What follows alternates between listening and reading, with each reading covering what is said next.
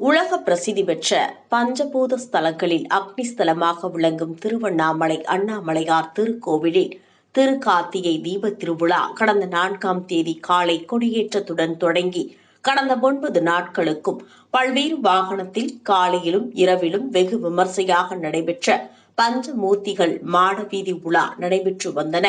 10ஆம் நாளான அதிகாலையில் அண்ணாமலையார் கோவில் நடை திறக்கப்பட்டு அண்ணாமலையார் மற்றும் உண்ணாமலை அம்மனுக்கு சிறப்பு அபிஷேகம் மற்றும் ஆராதனைகள் நடைபெற்றது.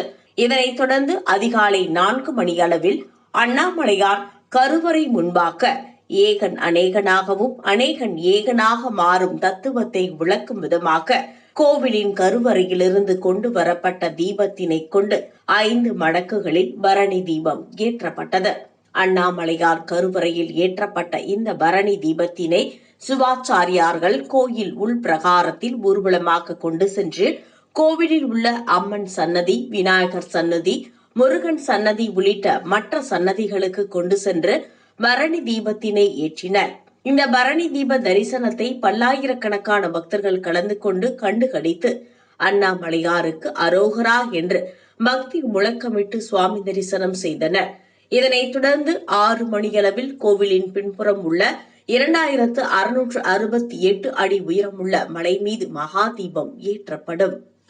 உங்கள் ராசியின் டிசம்பர் மாத பலன்களை மிக துல்லியமாக தெரிந்து கொள்ளலாம். மயிலாடுதுறை வளைகுடியில் வழங்குபவர் RK பானு.